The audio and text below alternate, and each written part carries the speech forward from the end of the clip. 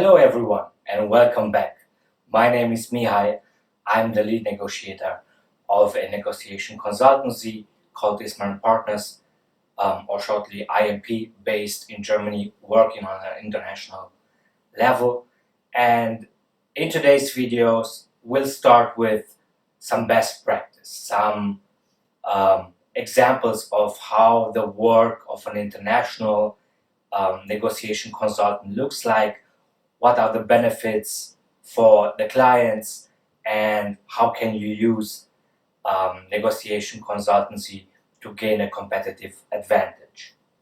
So let's start today with one of my favorite recent negotiations that we consulted. It's about an IT company, a huge IT corporation from here in Europe, working on an international scale. And it started in January this year, 2020, with a phone call. So the CEO called me and said, "Look, Mihai, we need your help."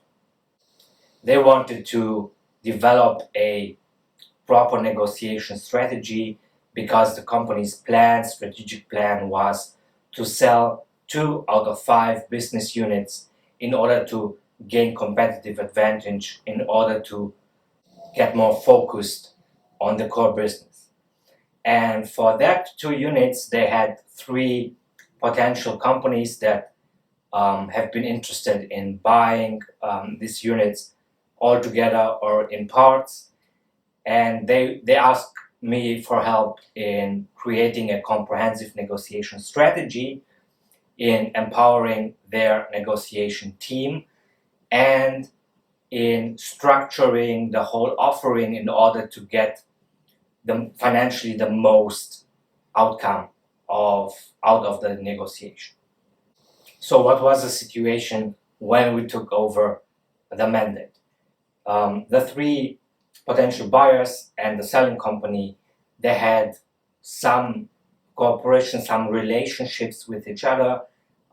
Their communication was not on a structured level, so they pretty knew each other in the market, and they started talking with each other occasionally, and there was no coordinated message sending to the different parties. This means they communicated formally, non-formally, informally, and through different channels, so it was kind of unstructured situation communication-wise. Our client company, they knew exactly what they need to reach financially out of the deal, so what's the baseline. But they also had a feeling that there are more services, more packages to offer to the potential buyer so that they could generate more financial outcome of this deal, a better financial outcome of this deal, but it wasn't structured yet. The third aspect that was in place when we took over is that they had different relationships to each other, the companies. So one of the 3 potential buyers was their CEO and our CEO. They knew each other very well. They had a sympathy for each other. And with the other counterparts, well, the second company was kind of competitor, and the third one was new in the market. So there have been different strength in relationships. Nevertheless, the CEO from my client's company had a clear vision and a clear rule for the negotiations to start. There should be no sympathy or emotions that guide the process. So it should be a process that is fair for all potential buyers, and that doesn't take into account if there are friendships or sympathies there. Last but not least, as I mentioned, the negotiation, or we got on board on January, and the last aspect that asked us to readjust very quickly was the COVID-19 crisis here in Europe as well. So we designed a process based on a face-to-face negotiation, but suddenly the lockdown was in place and we couldn't meet each other in person. So we had to design the whole negotiation process on a virtual basis. So when we took over, the first steps have been as follows. First, we talked about who should be on the negotiation team. We defined roles, responsibilities, and functions in a small negotiation team that is powerful design. The second step was we talked about targets. So we knew the bottom line, the price that need to be reached. Then we started to talk about what's the best outcome they can get, what's the worst outcome they can get, and what targets are in between.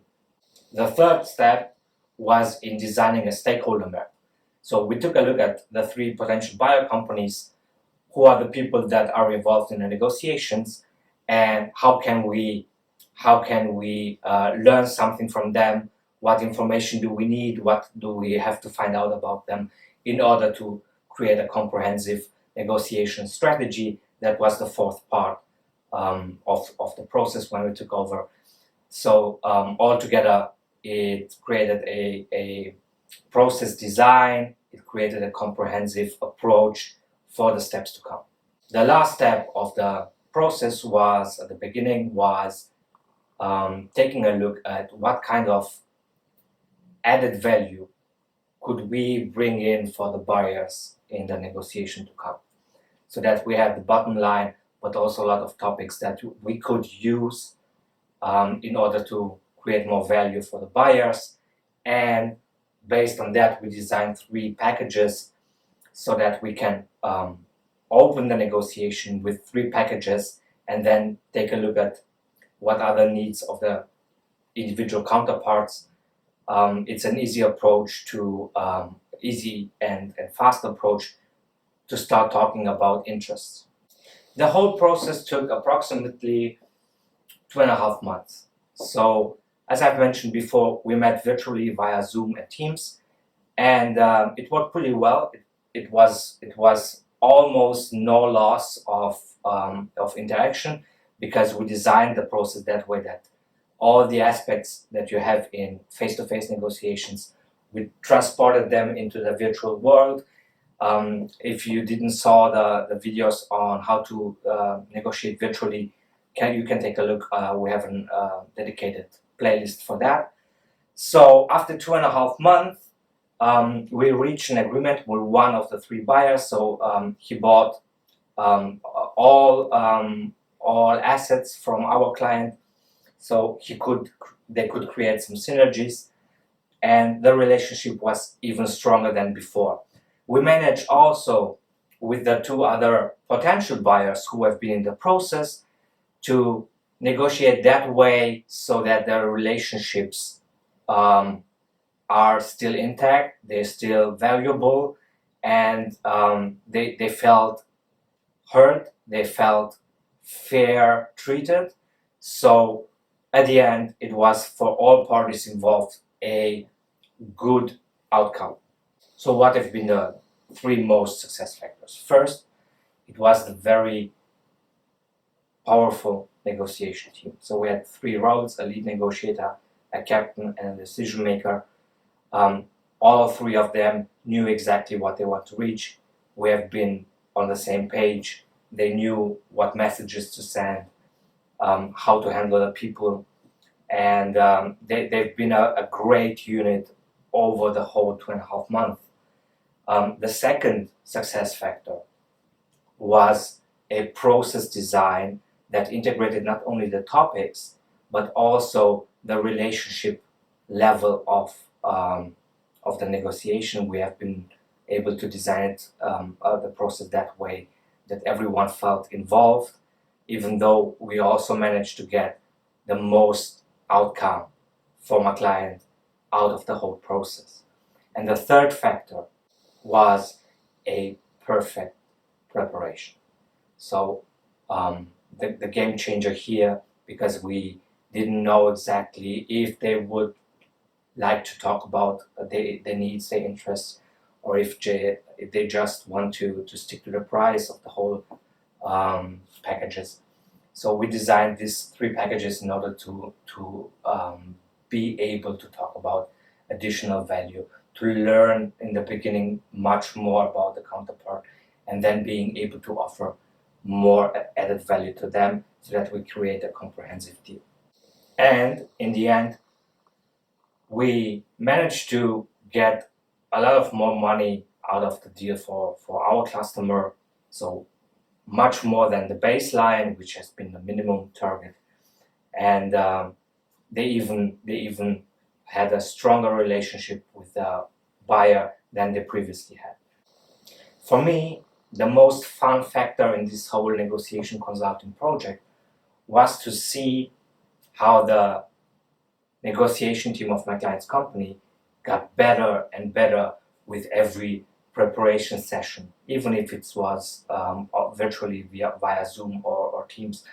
They got more working like a team, thinking like a team in the whole negotiation process, sticking together at the table, being able to play the different roles in a very sweet and very successful way, so that in the end, we had a very good result, and it was all because of the preparation, the process, the negotiation strategy, and the most important, because of the people. All right, guys. So this was the first example out of 19 more to follow. I hope you enjoy it. If you like the video, feel free to subscribe. Click the subscribe button. If you have questions, write us an email. It's at the bottom of the video. That's all from my side, and I'm looking forward to seeing you next time.